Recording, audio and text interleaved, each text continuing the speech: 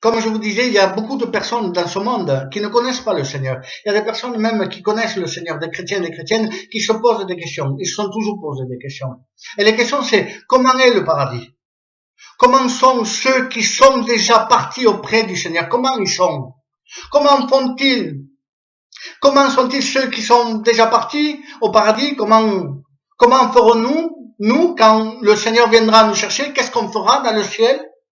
Va-t-on s'ennuyer dans le ciel? Est-ce qu'on va s'ennuyer? Est-ce qu'une éternité, qu'est-ce qu'on fera? On va s'ennuyer? Est-ce qu'on va se reconnaître quand on sera dans le ciel? Ce sont des questions que tout le monde s'est posées et qu'on m'a posées aussi. Ce soir, je voudrais parler de deux choses, uniquement que de deux points, que Dieu soit béni, parce que ça serait trop long à expliquer. Il nous faudrait plusieurs réunions pour expliquer ce que c'est le ciel, comment on va être dans le ciel. Ce soir, j'aimerais juste dire comment est le ciel de Dieu. Amen. Et je vais être court en parole. Je vais être court en parole. Je le sais que je vais être court en parole. Mais je vais essayer de vous dire comment est le ciel de Dieu. C'est-à-dire le paradis. Amen. Et comment sont ceux qui sont déjà partis auprès du Seigneur. Je ne veux pas rentrer dans l'enlèvement de l'Église. Je ne veux pas rentrer, qu'est-ce qu'on fera nous après dans l'enlèvement de l'Église pour le millénium, tout ça. On n'aura pas le temps. Mais par contre, oui, ce que je veux, c'est vous dire comment sont ceux qui sont déjà partis dans le Seigneur, qui sont déjà partis, qui sont décédés. Amen. L'apôtre Paul va en parler. Il y a des passages qui en parlent. Que Dieu soit béni, que Dieu soit glorifié. Amen. J'aimerais aussi vous dire, et commencer à vous dire, que si nous croyons en Dieu, c'est ça qu'il faut retenir en réalité dans notre cœur, dans notre esprit. Il faut être conscient, réaliser, que si nous croyons en Dieu, nous devons croire aussi, nous devons croire à ce que Dieu a dit dans sa parole. Nous devons croire à ce que la Bible nous enseigne à ce sujet. Parce que si on ne croit pas en Dieu, on ne peut pas croire à ce que Dieu a dit. Ou vice versa. Si on ne croit pas à ce que Dieu a dit, on ne peut pas croire en Dieu. C'est-à-dire que Dieu a parlé. Et la Bible tout entière est inspirée de Dieu. C'est-à-dire que tout ce que Dieu parle dans la Bible, tout ce que Dieu va permettre qu'on puisse dire ce soir, tout cela c'est marqué dans la Bible, que Dieu soit béni. La Bible nous enseigne que le paradis existe. Amen. Que Dieu soit béni. Qu'est-ce que la Bible nous enseigne? La Bible nous enseigne que la parole de Dieu est Dieu. Amen. La parole et Dieu ne font qu'un. Que Dieu soit béni. Regardez Jean, dans le chapitre 1er, verset 1er, il est écrit qu'au commencement était la parole. La parole était avec Dieu et la parole était Dieu. Amen. Que Dieu soit béni. Donc la parole c'est Dieu. Mais dans le verset 14 du même passage, il est écrit que la parole a été faite chair. Que Dieu soit béni. La parole a été faite chair. Et cette chair a porté le nom de Jésus-Christ. Amen. Donc, si je comprends bien, si dans la logique des choses, si la parole est Dieu, si la parole, elle est Dieu et elle a été faite chair, cette chair, c'est Jésus-Christ, donc Dieu, Jésus et la parole ne sont qu'un. Amen. Que Dieu soit béni. Donc, c'est cela. C'est-à-dire que il faut que tu croies réellement. Il faut que tu saisisses ça. Que cette chair, c'est Jésus-Christ. Amen. Et si tu ne crois pas, si tu ne crois pas à la parole de Dieu, si tu ne crois pas en Dieu ni en Jésus-Christ, alors là, laisse-moi te dire que tu dois avoir un gros problème. Parce qu'en réalité, si tu ne crois pas en Dieu, si tu ne crois pas à la parole, si tu ne crois pas en Jésus, tu as un gros problème. C'est que tu es un athée. Mais je rends grâce à Dieu. Parce que je pense que ce soir, que Dieu soit béni. Je pense que ce soir, il n'y a pas des athées au milieu de nous. Je pense que ce soir, il y a des croyants. Amen. Je pense que si tu es là ce soir et que tu écoutes ce message, je pense réellement que tu crois à la parole de Dieu, que Dieu soit béni. Si tu écoutes le message, si tu écoutes le Seigneur quand il te parle, si tu crois à Dieu, si tu crois en Jésus-Christ, je crois réellement. Je crois que ce soir, je pense vraiment que ce soir, toi qui écoutes, tu crois au Seigneur. Et tu crois à la parole de Dieu. Tu crois ce qui est marqué dans la Bible. Que Dieu soit béni. Alors, maintenant, je veux m'adresser à toi. Toi qui crois. Toi qui crois à la parole de Dieu. Toi qui crois en Dieu. Toi qui crois en Jésus-Christ. Donc, la Bible nous enseigne certaines choses. La Bible nous montre maintenant qu'il y a deux endroits. Il y a deux endroits où l'homme et la femme doivent aller. Ils doivent aller après la mort. Que Dieu soit béni. Donc tu dois croire cela. Il y a deux endroits où l'homme et la femme doivent aller passer une éternité. Amen. Le premier endroit, c'est un endroit horrible. Un lieu de tourment, un lieu d'angoisse, un lieu de souffrance, un lieu terrible. Amen. Que Dieu soit béni. Mais aujourd'hui, je ne vais pas vous parler de ce lieu. Non, non. Aujourd'hui, ce n'est pas le but. Aujourd'hui, ce n'est pas la pensée. Aujourd'hui, je ne veux pas parler de cet endroit qu'on appelle le séjour des morts, le grincement dedans, les ténèbres. Ce soir, je ne vais pas vous parler de l'enfer, non. Ce soir, je veux vous parler de l'autre lieu. Je vais vous parler d'un lieu. Ce lieu dont il est appelé le lieu de paix, amen. Le lieu de bonheur, le lieu de joie. Ce lieu, cet endroit de repos, amen. La Bible l'appelle le paradis de Dieu, amen. Que Dieu soit béni. Que Dieu soit glorifié. Il pourrait être aussi appelé le ciel de Dieu. Ou alors la présence du Seigneur. Amen. Que Dieu soit béni. Parce que dans le paradis même, il y a la présence du Seigneur. Que Dieu soit béni et que Dieu soit glorifié. Le Seigneur a déposé dans mon cœur, je vous le dis en vérité, le Seigneur a déposé dans mon cœur un message. En voyant ce qui se passe aujourd'hui sur toute la terre entière, sur le monde entier. Comment ce virus a tué, a enlevé de la terre des centaines et des centaines de personnes, des milliers de personnes dans ce monde. Des personnes, oui, inconvertis, c'est vrai, beaucoup de personnes inconverties. Mais il y a aussi des chrétiens, des fils et des filles de Dieu qui sont partis avec ce virus, c'est vrai. On ne peut pas le nier. On ne peut pas dire non. On a vu de nos yeux, on a entendu de nos oreilles qu'il y a eu des chrétiens, des frères et des sœurs en Christ qui sont décédés. Qu'ils ont été à l'hôpital parce qu'ils ont pris ce virus. Et à partir de là, nous voyons qu'ils sont décédés. Par contre, j'aimerais vous dire à savoir et surtout savoir cela, que pour un chrétien ou une chrétienne, pour un fils et une fille de Dieu, ce n'est pas le virus ni la maladie qui les a emportés, non. Non, ce n'est pas le virus ni la maladie qui les a emportés, non. C'est Dieu. C'est Dieu qui a pris avec lui son fils ou sa fille, amen. Gloire à Dieu, béni soit Dieu. Et Dieu m'a donné un message pour faire comprendre aujourd'hui à la famille, pour un encouragement, pour une consolation. Dieu m'a donné un message pour encourager et pour consoler, amen. Pour ceux qui aujourd'hui souffrent d'une séparation, qu'aujourd'hui ils ont perdu quelqu'un de cher. Pour te dire, à toi qui aiment aujourd'hui et qui ne voient plus, parce qu'ils ne sont plus là. Toi qui as aimé quelqu'un, toi qui aimes encore celui qui est parti, toi qui souffres dans ton cœur, Dieu m'a donné un message d'encouragement, un message de consolation. Je veux te dire à toi qui souffres aujourd'hui parce que tu ne les vois plus, je veux te dire maintenant qu'ils sont bien. Amen. Je le répète parce que c'est important. Je veux te dire que celui qui est parti, celui que Dieu a pris avec lui, je veux te le dire sincèrement de tout mon cœur. Pour celui qui est parti, je dis bien que celui qui est parti auprès de Dieu, qu'ils sont bien, amen. Que ceux qui sont partis auprès du Seigneur, ils sont bien. Ils ne manquent plus de rien. Ils ne souffrent plus. Mais toi, tu vas me dire, mais toi, comment tu le sais? Toi, comment tu le sais, toi? Ben, je vais te le répéter simplement. Parce que la Bible, la parole de Dieu, la Sainte Écriture le dit. Et comme la parole de Dieu est Dieu, et Dieu me le dit, je le crois simplement. Amen. Parce que la Bible me dit, dans Hébreux 6, qu'il y a quelque chose qui est impossible à Dieu. Pour Dieu, tout est possible. Mais il y a quelque chose qui serait impossible pour Dieu. Et la Bible me dit dans Hébreux 6, que ce qui est impossible pour Dieu, c'est de mentir. Donc Dieu dit dans sa parole que ceux qui partent avec lui, ceux que Dieu prend avec lui, ils sont bien, amen. Ils sont dans la joie, dans le repos, dans la présence même du Seigneur. Amen, amen et amen. Gloire à Dieu. Que Dieu soit béni. Que Dieu soit glorifié. Il y a des personnes, oui, il y a des personnes.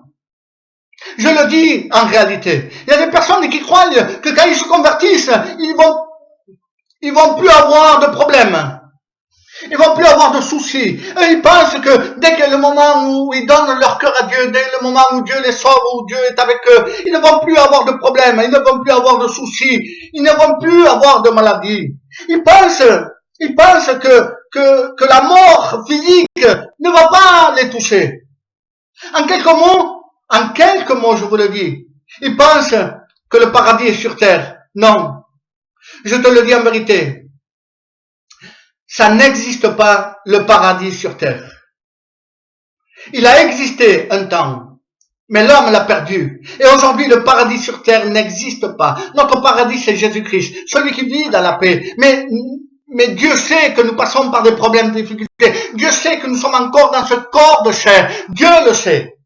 Le paradis sur terre n'existe pas. Amen. Nous avons tous des combats. Nous avons tous des combats. Je parle aussi pour les chrétiens, pour les jeunes convertis, pour les chrétiens qui sont mûrs dans le Seigneur. Nous avons tous des combats. Tous les jours, nous avons des soucis.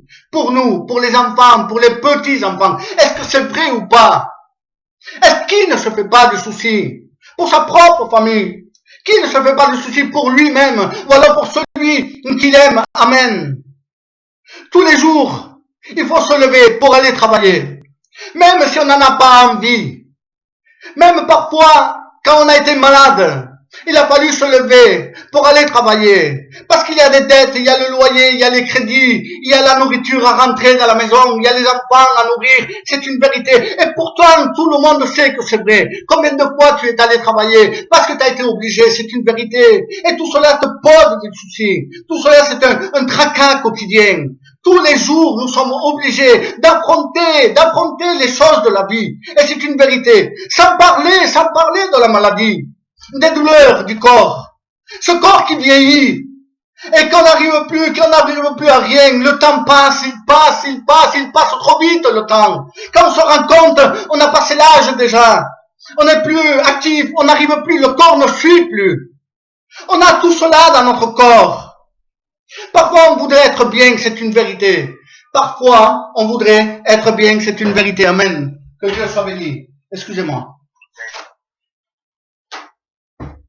Parfois, on voudrait être bien et on n'arrive pas. On n'arrive pas, c'est pas toujours facile, c'est vrai. Et il y a les mauvaises pensées qui viennent encore. Ça ne s'arrête pas. On est toujours en train de penser à mal. Mon fils, il tarde. Je vois pas.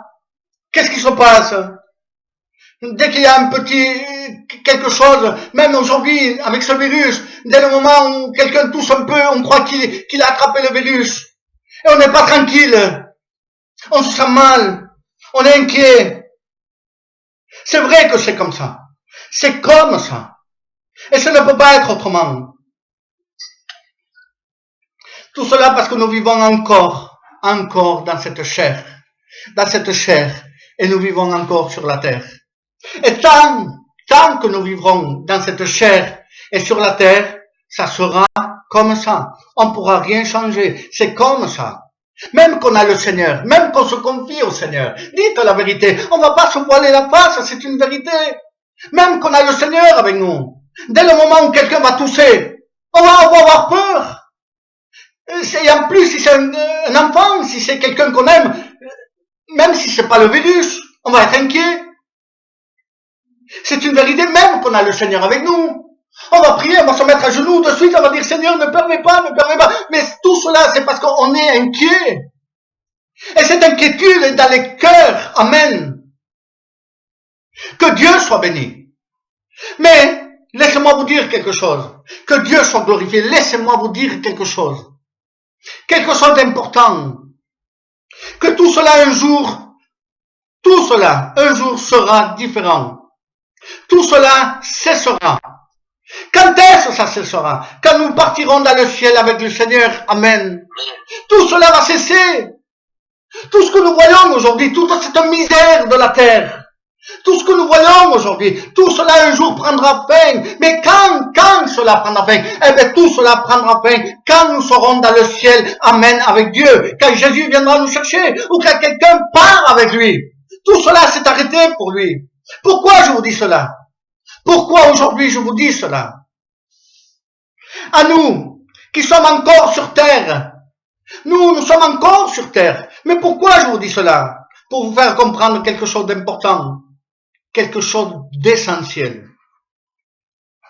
Vous faire comprendre que ceux qui sont partis auprès du Seigneur en ont fini avec toute cette misère. Ils en ont fini avec leurs soucis, leurs inquiétudes, leur tristesse. Tout cela pour eux n'existe plus. Ça n'existe pas. Tout cela n'existe plus pour eux parce qu'aujourd'hui, ils sont auprès du Seigneur. Je voudrais... Regardez, j'aimerais lire un passage de la parole de Dieu, je ne l'ai pas lu, mais j'aimerais le lire. La Bible dit que la mort a un grand prix aux yeux de l'Éternel pour ceux qui l'aiment. Que Dieu soit béni. Dans les psaumes, c'est marqué.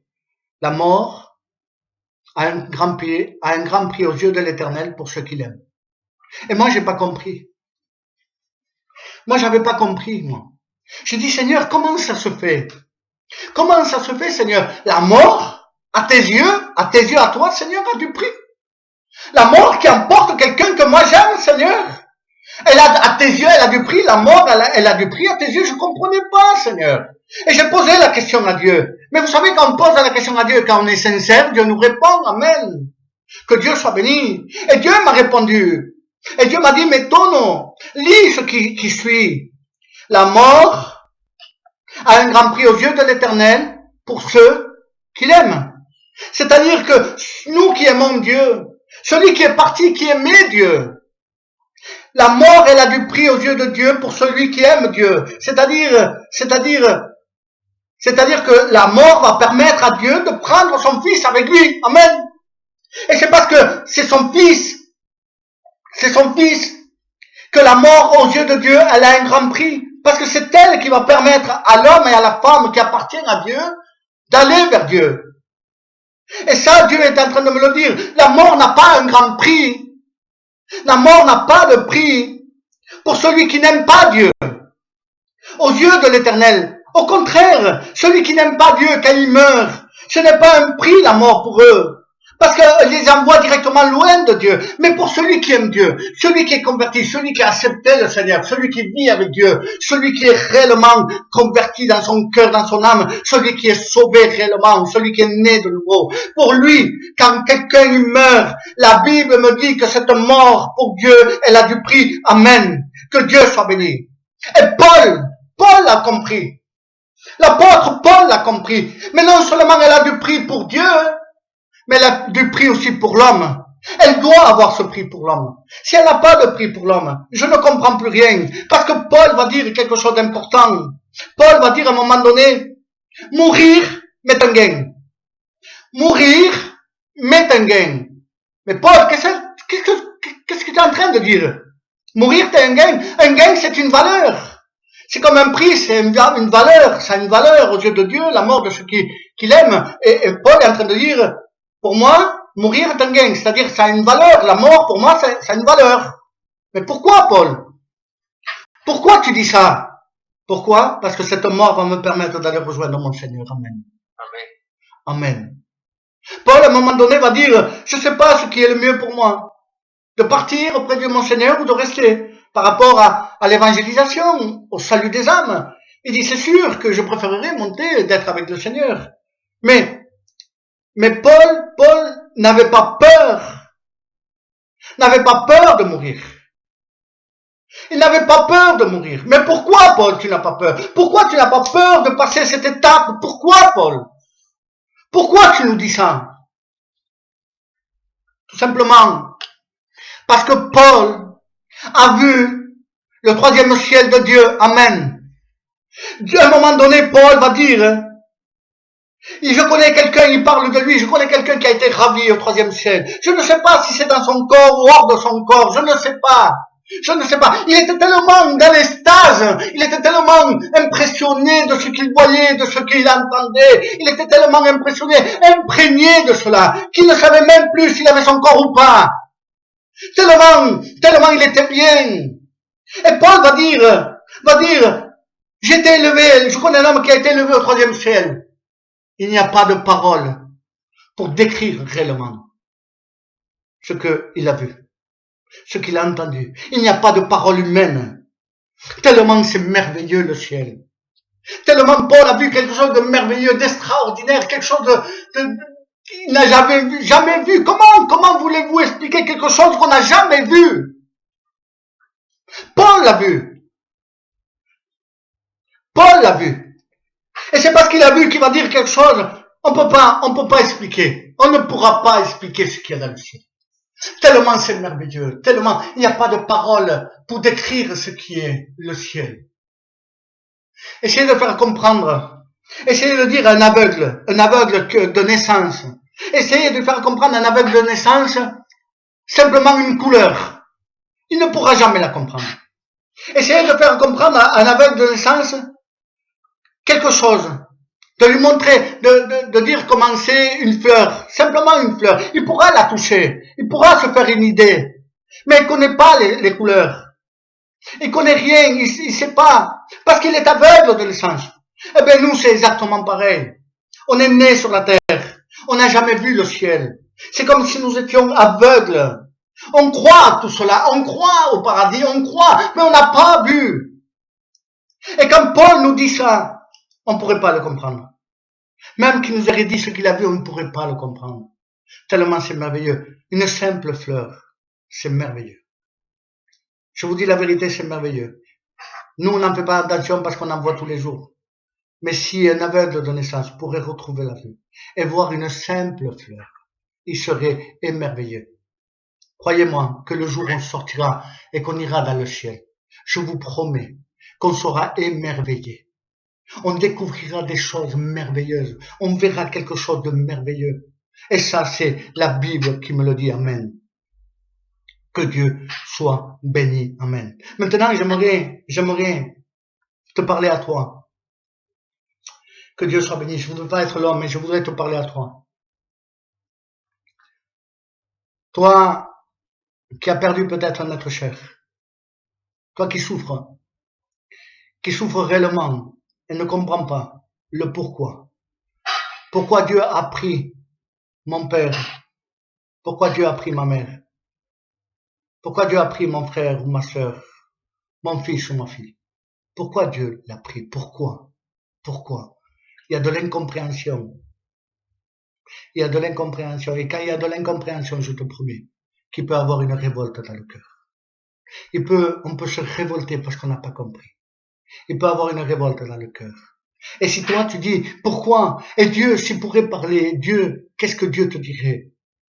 Si Dieu pourrait te parler, il te dirait, pour toi c'était ton père ou ta mère. Pour moi, c'était mon fils ou ma fille. Pour toi, c'était peut-être ton frère ou ta sœur, ton fils ou ta fille. Mais pour moi, ce sont mes enfants que j'ai pris avec moi. Et comment, je te le dis en vérité, toi qui t'es rebellé contre Dieu, comment tu as pu dire ou penser qu'ils étaient mieux avec toi qu'avec Dieu? Comment tu as pu penser ça? Qu'ils étaient mieux avec toi qu'avec Dieu? Est-ce que tu as pensé cela?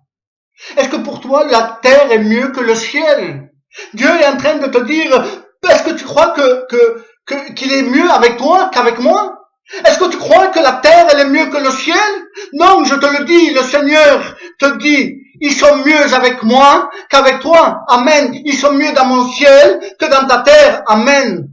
Pourquoi? Parce qu'avec moi, ils ne souffrent plus. Tandis qu'ils étaient dans la terre avec toi, ils souffraient. Et aujourd'hui, ils ne souffrent plus. Je comprends que la souffrance, la séparation, t'en fait mal parler, t'en fait mal penser. Et Dieu le sait que c'est comme ça, que tu as pensé mal. Mais tu ne le pensais pas réellement. Tu as parlé mal et tu ne le pensais pas réellement. C'est la souffrance de la séparation qui peut-être, ou de l'incompréhension, qui t'ont fait mal parler. Ne garde pas, s'il te plaît, ne garde pas cette rébellion contre Dieu, contre le Seigneur. Ne garde pas cette rébellion contre le Seigneur. Repends-toi devant le Seigneur. Car celui qui est parti auprès du Seigneur, je te le dis en vérité, et Dieu m'en est témoin, je le sais, je le sais. Je te dirai pourquoi je le sais. Car celui qui est parti auprès du Seigneur, s'il pourrait venir et te parler, il te dirait les mêmes choses. Qu'il est, lui, maintenant avec le Seigneur, il se repose, il est bien, il est auprès de Dieu, il n'a plus de soucis, il est bien maintenant. Tandis que quand il était sur terre, il avait de la misère, il était mal. Même si tu croyais qu'il vivait bien, parce qu'avant, il ne parlait pas, il ne disait pas ses problèmes à tout le monde, mais il vivait ses problèmes. On avait tous des problèmes, on avait tous des soucis. Mais là, il te dirait que simplement, s'il pourrait te parler, celui que tu aimes tant, celui qui est parti auprès du Seigneur, celui pour qui toi, maintenant, tu t'es rebellé contre Dieu, tu t'es révolté contre Dieu, s'il pourrait te dire, lui qui est auprès du Seigneur, s'il pourrait te dire maintenant, il pourrait te dire, il te dirait, lui-même te le dirait, qu'il est bien, qu'il ne souffre plus, qu'il est bien, qu'il ne souffre plus. Regarde mon frère et ma sœur. Regarde mon frère et ma sœur. Ce passage dans Luc 16, au verset 19. Je ne le lis pas, mais vous connaissez cette histoire. C'est l'histoire de Lazare. Nous voyons dans cette histoire qu'il va se passer quelque chose. Il y a quelque chose qui se passe après la mort. Avant la mort, il s'est passé quelque chose. Lazare était dans la misère, c'est vrai. Mais après la mort, il va se passer quelque chose. Il va se passer quelque chose de merveilleux. Non pas pour le perdu, parce que le riche est perdu, mais pour Lazare, le sauver. Premièrement, la Bible me dit que pour les croyants, quand ils doivent partir, pour les croyants, Dieu envoie des anges pour venir les chercher. Il y a des anges qui sont venus chercher Lazare. Je te le promets qu'il y a des anges qui viennent chercher ceux qui sont décédés, ou ceux qui viennent de partir, pour les amener auprès de Dieu. Ce sont les anges même de Dieu qui viennent les chercher, pour les transporter, pour les porter au paradis de Dieu. Amen. Que Dieu soit béni. Quand un chrétien est sur le point de partir, il commence à apercevoir le monde spirituel. Il est encore sur la terre, mais c'est une transition. C'est-à-dire il sait, Dieu sait qu'il va partir, le corps sait qu'il va partir, l'âme elle le sait aussi. Et donc à partir de là, c'est une transition. Il commence à apercevoir le monde réel physique, le monde de la chair, le monde de cette terre. Il commence à apercevoir, il est entre la terre et le monde spirituel et le monde charnel. Il est en train de voir, c'est entre la terre et le ciel, il est en train de voir quelque chose, c'est comme si une porte s'ouvrirait, c'est comme une porte commencerait à s'ouvrir et que lui, même en étant sur terre, commence à apercevoir ce qu'il y a derrière la porte. Il commence à apercevoir cela. Comment je le sais?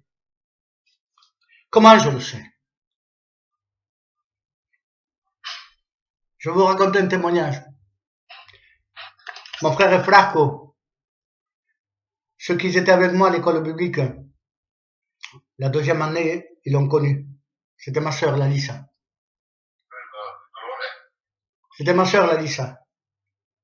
Quand elle est restée 2 mois avec moi, et quand on est rentré, en 2017 aussi, en 2016. Déjà, à l'école biblique, vers la fin, elle était tombée malade. Et quand on est rentré, le lendemain, je l'ai amenée passer une visite et c'était ma sœur, l'aînée. J'avais perdu ma mère il y avait 1 an en arrière. Et là, c'était ma sœur. Et ma sœur a été convertie, béni soit Dieu. Et à un moment donné, on l'a amenée à l'hôpital. Ils ont découvert aussi qu'elle avait une grave maladie. Elle avait un cancer généralisé. Elle n'a pas duré longtemps. Un jour, j'étais dans la voiture, je priais le Seigneur.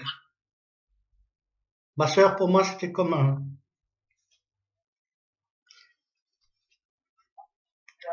ma mère. C'était la plus aînée, la plus âgée.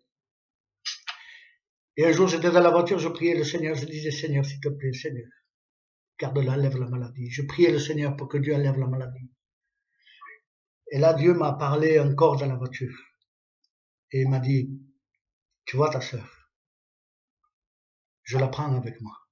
Ne me demande plus de la guérir. Ta sœur, je veux la prendre avec moi. Et il m'a dit, tu vois les paroles que toi t'avais dit à quelqu'un un mois en arrière ou quelques mois en arrière, j'avais dit une parole de consolation à un chrétien qui avait perdu aussi son père.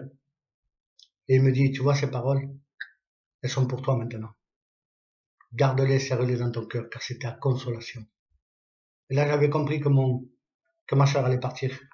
Peu de temps après, quand Dieu me dit ça, je savais que ma sœur allait partir.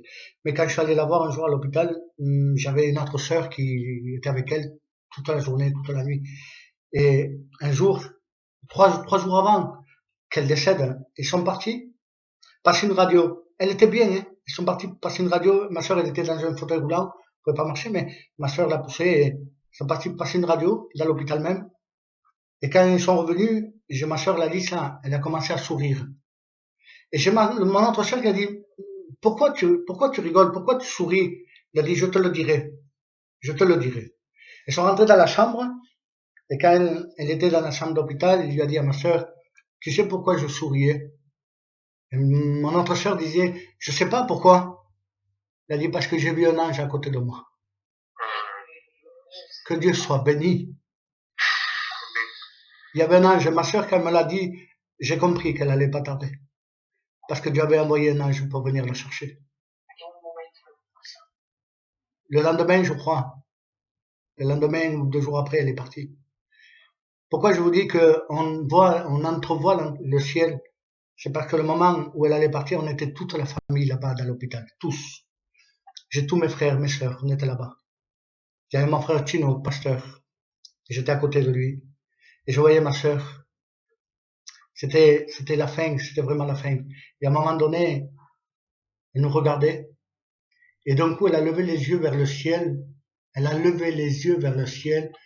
Elle a ouvert les yeux, mais d'un coup, mais je sentais qu'elle voyait quelque chose. Je sentais qu'elle voyait quelque chose. Elle a été comme ça. Elle pouvait pas parler, elle pouvait plus parler. Mais d'un coup, elle a regardé le ciel. Elle nous a regardé à moi et à mon frère Tino. Elle nous a regardé. Elle a regardé 2 fois le ciel comme ça. Elle nous a regardé en voulant dire, il y a quelque chose. Elle voyait quelque chose. Elle pouvait pas parler. Et là, elle a fermé les yeux et elle est partie auprès du Seigneur. J'ai compris qu'elle est auprès du Seigneur. Que Dieu soit béni. Je vais vous raconter un autre témoignage parce que j'ai envie de le raconter. Si je suis long, vous m'arrêtez. Si je suis long, vous m'arrêtez. Mais j'ai envie de le raconter. Un jour, j'ai entendu ce témoignage. Je l'ai pas vu, mais je l'ai entendu, je le crois. Il y avait une jeune fille, je sais pas dans quel pays, je sais pas. Une jeune fille de 14 ans. Elle est tombée malade. Elle était dans le coma. Tous ses parents, c'était une voyageuse aussi. Mais ses parents, ses grands-parents, toute la famille, elle devait avoir 14 ans, toute la famille, les oncles, les tantes, les frères, les sœurs, toute la famille, les voisins, tous étaient là-bas. Ils attendaient parce qu'elle était sortie de l'hôpital et les docteurs avaient dit, ça y est, elle en a que pour quelques minutes, quelques heures, je sais pas. Et elle était là-bas, son père était en train de pleurer. C'était des chrétiens aussi. Et tout le monde était en train de pleurer. Et cette fille, elle était allongée. Et tout le monde allait penser qu'elle allait mourir à l'instant. Et d'un coup, elle s'est levée. Elle s'est assise sur le lit. Elle a dit comme ça, apportez-moi un verre d'eau. On lui a apporté de suite un verre d'eau. Son père est rentré, il y avait tout le monde là. On lui a apporté un verre d'eau. Tout le monde croyait qu'elle avait été guérie. Parce que tout le monde priait. Elle a pris le verre d'eau, elle a bu un verre d'eau, elle a redonné le verre, et elle a dit ces paroles. Ne pleurez pas. Ne pleurez pas. Je vois dans le ciel des anges qui viennent me chercher. Je sais que le Seigneur, il m'attend. Dieu m'a permis de vous dire cela maintenant. Ne pleurez pas, ne soyez pas tristes pour moi, parce que c'est merveilleux ce que je vois. Je ne peux pas vous dire ce que je vois, mais c'est merveilleux. Elle s'est recouchée, elle s'est endormie, elle est allée auprès du Seigneur. Que Dieu soit béni, amen. La vie après la mort, elle existe. Que Dieu soit béni, que Dieu soit glorifié. La mort physique, ce n'est pas la fin. Quand quelqu'un meurt physiquement, ce n'est pas la fin. Au contraire, là commence tout. C'est là où commence la vie éternelle, amen. La vie céleste, amen. La mort, ce n'est qu'un passage entre la vie terrestre et la vie céleste. La mort, c'est un passage entre la vie physique et la vie spirituelle, amen.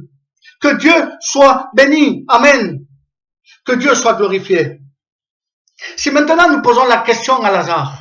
Lazare, vous avez entendu Lazare. Lazare, il est allé auprès du Seigneur. Il souffrait, Lazare souffrait. Mais si aujourd'hui on pourrait poser la question à Lazare. Lazare, est-ce que tu veux revenir sur terre? Est-ce que toi, tu voudrais revenir sur terre? Qu'est-ce que Lazare dirait? Est-ce que vous croyez que Lazare pourrait vous dire, oui, je veux revenir sur terre, achetez-moi une voiture, achetez-moi la plus belle maison, je veux profiter de la terre. Non, Lazare ne voulait plus venir sur la terre, j'en suis persuadé. Lazare souffrait trop sur la terre. Sûrement qui te dirait, mais tu es insensé, maintenant où je suis bien, maintenant que j'ai la paix, je n'ai plus de soucis, je n'ai plus de maladie, je n'ai plus de douleur dans mon corps, maintenant je suis dans la présence de Dieu, béni soit Dieu. Maintenant que j'ai tout cela, tu veux que je reparte et que je souffre encore et attendre encore de mourir pour repartir avec Dieu? Non, je suis bien là où je suis, béni soit Dieu. Si le riche ne voulait pas que ses frères viennent là où il était, parce que c'était un lieu de tourment, le riche ne voulait pas. Lazare, lui, sûrement qui voulait que toute sa famille, que tous ses amis viennent là où il était. Amen. Que Dieu soit béni. Si quelqu'un qui est parti auprès du Seigneur, lui ne veut plus revenir ici. Et je vous promets que c'est la vérité. Je vous promets que c'est la vérité. Écoutez, j'ai des témoignages. Je ne sais pas pourquoi Dieu me l'a permis peut-être pour que je puisse le prêcher ce soir. Ce n'est pas des paroles en l'air et Dieu m'en est témoin. Dieu le sait que je ne raconte pas des histoires, c'est une vérité. La vie éternelle, elle existe. Amen. J'ai perdu mon père. Mon père aussi, il est tombé malade. Il avait une maladie, une mauvaise maladie. Il avait une tumeur au cerveau. Et mon père, avant de partir, je le voyais tellement mal. Il avait accepté le Seigneur. Dans sa maladie, il avait accepté le Seigneur. Il voulait même se baptiser, il n'avait pas eu le temps, mais il voulait se baptiser. Et là, mon père, un jour, je suis allé le voir. Et là, je l'ai vu tellement souffrir qu'un jour, je me suis mis à genoux et j'ai demandé au Seigneur, j'ai dit, Seigneur, je sais que tu es capable de le guérir. Je sais que tu es capable de le guérir. Guéris-le, si c'est pour le laisser sur terre. Guéris-le, Seigneur. Ou alors, Seigneur, prends-le avec toi, parce que je sais qu'il t'a accepté. Prends-le avec toi. Quelle prière de l'enfant. J'étais le fils et j'étais en train de dire, oh Dieu, prends-le avec toi, parce que je ne veux pas le voir souffrir. Je sais que dans ton ciel, il sera bien. Et là, le même soir, Dieu m'en est témoin. Je vous le dis en vérité, Dieu m'en est témoin. Le même soir, Dieu m'a montré quelque chose d'important. Dieu m'a montré par un rêve que j'étais habillé en deuil. Et je rentrais dans le cimetière et je me tourne comme ça et je vois toute ma famille en deuil en train de pleurer. Et moi, j'étais en train de pleurer, mais je ne savais pas pourquoi. Et je suis arrivé dans l'endroit où on devait enterrer quelqu'un. Et là, je me rends compte que dans le cercueil, c'était mon père qu'on enterrait. Et là, je me suis tombé à genoux. Dans mon rêve, c'était comme ça. Je suis tombé à genoux. Et j'ai commencé à pleurer, et encore à pleurer. J'ai déversé toutes mes larmes, parce que je savais que c'était mon père qu'on enterrait. Et là, il y avait quelqu'un à côté de moi.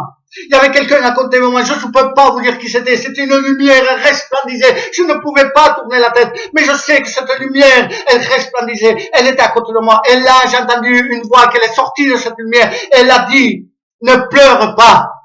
Ne pleure pas. Pour qu'il soit bien, il faut qu'il passe par la mort. Et pour qu'il vive, il faut qu'il meure. Amen. Que Dieu soit béni. J'ai entendu ça dans mon rêve. Je me suis levé le lendemain. Je savais que mon père allait aussi partir. Je le savais. Et là, je préparais ma mère.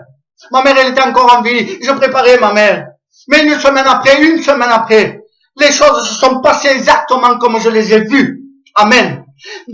Quand mon père est décédé, on est partis tous au cimetière le 3e jour pour l'enterrer.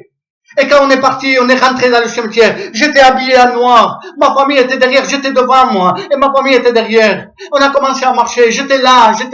Et quand je suis arrivé à l'endroit où j'allais enterrer mon père, je suis tombé à genoux. J'étais en train de pleurer. Là, c'était la vérité. Ce n'était pas un rêve. C'était la vérité. Je me rappelais plus. La douleur m'avait fait oublier le rêve. Et là, j'étais en train de pleurer. Et le pasteur qui devait faire l'enterrement, vous savez ce qu'il a dit? La première parole qu'il a dit, et c'est là où ça a été un impact dans mon cœur. Vous savez ce qu'il a dit? Il a dit, ne pleurez pas. Amen. Que Dieu soit béni. Et quand il a dit ne pleurez pas, je me suis rappelé des paroles que le Seigneur avait dit quand il était là dans mon rêve. Ne pleure pas. Pour qu'il vive, il faut qu'il passe par la mort. Je savais que mon père était vivant. Et là, je me suis arrêté de pleurer. Une semaine ou 10 jours après, mon père me manquait. Je disais au Seigneur, Seigneur, il me manque, Seigneur. Et là, Dieu m'a fait voir autre chose. dans sa grâce, dans sa miséricorde, Seigneur. Je ne sais pas pourquoi il me l'a montré, mais je sais que sûrement c'est parce qu'il a vu que j'étais en train de souffrir réellement. Et Dieu m'a montré quelque chose dans un autre rêve. Je suis rentré dans la maison là où mon père habitait. Il faisait bon, c'était l'été, je sentais, il faisait bon, j'ai ouvert la porte et là je l'ai vu en face. Moi j'étais en deuil, je portais un foulard noir. Et là, je l'ai vu en face qui marchait. C'était dans mon rêve. Je le voyais en face. Il me regardait tout souriant, resplendissant. Le contraire que quand il était malade, quand il était sur terre. Il était dans un chariot, il pouvait plus marcher. La maladie l'avait fait paralyser. Et là, je le vois marcher. Il vient vers moi. Et il me dit, Tono, c'est quoi ce que tu portes? Je portais un foulard noir. Il me la lève et il me dit, ça, c'est pas bon. Ça représente les ténèbres. Moi, je suis dans la lumière. Je suis bien. Et là, il me dit, tu vois, Tono, quand j'étais sur terre, je souffrais, je ne pouvais pas marcher. Regarde maintenant, je marche. Je suis bien. Je suis bien maintenant. Même si je pourrais revenir, je ne reviendrai pas. Je suis bien là où je suis. Je suis auprès du Seigneur. Que Dieu soit béni. Que Dieu soit glorifié. Et là, j'ai compris quelque chose. C'est qu'un jour, mes yeux, je vous promets, que un jour mes yeux verront déjà mon sauveur, celui qui nous a sauvés, celui qui m'a sauvé, celui qui a sauvé mes parents, celui qui a sauvé ma soeur, celui qui a sauvé tous les chrétiens. Je le verrai à lui, je vais me prosterner devant lui, je vais lui embrasser les pieds, je vais être là devant lui. Mais aussi, je sais que je vais retrouver tous ceux qui nous ont dévancés. La vie éternelle, elle existe. Je te le dis, en vérité, le ciel est un lieu de consolation, est un lieu de repos, un lieu de tranquillité, un lieu de bien-être, un lieu de paix, un lieu de joie, un lieu de bonheur, un lieu où il y a la présence même du Seigneur. J'aimerais finir. Vraiment maintenant, j'aimerais finir pour te dire à toi qui as perdu quelqu'un de cher, s'il te plaît, ne te rebelle pas contre Dieu. Si tu es chrétien, chrétienne, si tu n'as pas compris, même si avant le virus ils étaient en bonne santé, ne te rebelle pas. Dieu a pris avec lui son fils ou sa fille. Ils ne peuvent pas venir, eux, vers nous. Mais nous, si on garde la foi, si on garde l'obéissance, si nous marchons avec Dieu, je te promets qu'un jour, on les verra. On sera tous ensemble avec eux. Que Dieu soit béni. Je sais que c'est dur à passer. Ça a été dur pour moi de perdre ma sœur, de perdre mon père, ma mère. Ça a été dur pour moi. Je vous le dis en vérité. Mais nous avons une consolation. La Bible dit, ne vous attristez pas comme le monde s'attriste. En parlant de ceux qui sont partis. Parce que nous avons une espérance qui est au-delà. Nous avons une espérance qui est au-delà d'une tristesse. Dieu existe. Le paradis existe. Jésus nous a donné la vie. Nous sommes sauvés. Nous irons un jour tous vers le ciel. On les verra, mais non pas comme on les a vus sur terre en train de souffrir. On les verra resplendissants. Que Dieu soit béni. Lazare resplendissait dans le ciel. Le riche, quand il a dit à Lazare, il disait à Abraham, dis à Lazare de tremper son doigt et de rafraîchir ma langue. Vous vous rendez compte ce qu'il était en train de demander? Comment il devait voir Lazare, lui que quand il était sur la terre, Lazare devait sentir mauvais. Lazare, il était malade, il avait des ulcères sur lui, les chiens venaient lécher les ulcères. Il était vraiment, c'était pas quelqu'un qu'on pouvait toucher peut-être. Peut-être que le riche ne voulait même pas qu'il touche le bord de son vêtement, je sais pas. Il voulait pas qu'on le touche tellement, peut-être il devait faire dégoût ou crainte. Et dans le ciel, le riche va dire quelque chose d'important. Dit à Lazare, non pas qu'il trempe sa main ou son doigt et qu'il touche mes vêtements, non, qu'il touche ma langue. Je ne sais pas si vous vous rendez compte ce que ça veut dire. Ça veut dire qu'il le voyait tellement pur, tellement sain, tellement bien, tellement resplendissant qu'il n'avait plus crainte de lui. Et dans le ciel, c'est ce que les gens, quand ils sont dans le ciel, c'est comment ils sont. Ils sont resplendissants, ils sont purs, ils sont bien. Que Dieu soit béni. Celui qui est parti, je te le dis devant le Seigneur, celui qui est parti, il est bien. Il est bien.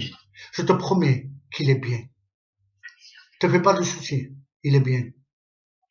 Je ne me fais pas de soucis pour ceux qui sont partis auprès du Seigneur. Je me fais du souci pour ceux qui sont restés et ceux qui se révoltent contre Dieu. Je prie le Seigneur pour que toi, tu ne te révoltes plus. Si tu t'es révolté, remets-toi en question, mets-toi au pied du Seigneur. Parce que celui qui n'accepte pas le Seigneur ne verra pas les proches qui sont partis auprès du Seigneur. Mais si tu reviens au Seigneur, et si tu acceptes le Seigneur, je te promets qu'un jour, on sera là avec eux. Que Dieu soit béni. Le ciel, c'est merveilleux. J'aimerais un jour, quand Dieu le permettra, vous apporter les autres réponses aux questions. Comment est le ciel? Qu'est-ce qu'on fera en haut? Qu'est-ce qu'ils font en haut en ce moment? En ce moment, ils se reposent, prennent du bon temps, béni soit Dieu. Mais comment on sera, nous, dans le ciel? Est-ce qu'on va s'ennuyer ou pas? Croyez-moi, il y a les réponses à toutes les questions. Nous prions le Seigneur, Amen. Amen. Seigneur, merci pour ta grâce et ta bonté, Seigneur. Merci. Parce que tu m'as permis, Seigneur, dans ta grâce, de parler des choses, Seigneur, qui sont peut-être pour certains incompréhensibles, Seigneur. Seigneur, mais tu nous as révélé, Seigneur, comment, Seigneur, sont ceux qui sont partis auprès de toi. Ils sont consolés, ils sont dans la paix, dans le repos, ils sont dans la joie, dans la présence de Dieu. Seigneur, pour rien au monde, ils voudraient revenir. Ils sont tellement bien dans ta présence, Seigneur, qu'ils ne voudraient plus revenir ici. Mais ils savent, Seigneur, que nous pouvons aller vers eux. Seigneur, et je crois que peut-être ils nous attendent, Seigneur, comme le Seigneur nous attend. Tu vas venir, Seigneur, bientôt chercher ton église, Seigneur, et un jour nous serons tous avec toi. Nous serons tous avec toi et avec ceux qui nous ont dévancés. Bénis, Seigneur, mes frères, mes sœurs, s'il te plaît. Encourage, Seigneur, ceux qui ont perdu un être cher. Seigneur, s'il te plaît, au nom de Jésus-Christ. Et donne-leur à voir, s'il te plaît, à voir comment est le ciel pour ceux qui sont partis. Je te loue, Père, je te loue pour ton message. Et donne-nous à nous, Seigneur, tes serviteurs, à prêcher encore message d'encouragement. Seigneur, pour annoncer, Seigneur, comment on sera bien dans le ciel. Seigneur, merci pour ça. Au nom de Jésus-Christ. Amen. Amen. Que Dieu soit béni. Amen. Voilà, j'ai dit ce qu'il y avait dans mon cœur. Peut-être certains attendaient autre chose, mais il y a tellement à dire, tellement. Disant que l'apôtre Paul va dire, je ne veux pas que vous soyez dans l'ignorance en concernant ceux qui sont partis avant, ceux qui sont décédés. Il va dire que au son, à un signal donné, à la voix de l'archange et à la trompette de Dieu, les morts en Christ ressusciteront. Et nous, les vivants, on partira tous ensemble à la rencontre de notre Dieu. Que Dieu soit béni. Que Dieu soit béni. Garde ces paroles d'encouragement. Que Dieu soit béni. Amen. Et je laisse, comme on disait tout à l'heure, je laisse l'antenne à mon frère. Que Dieu vous bénisse. Et j'espère que ces paroles vous ont fait du bien.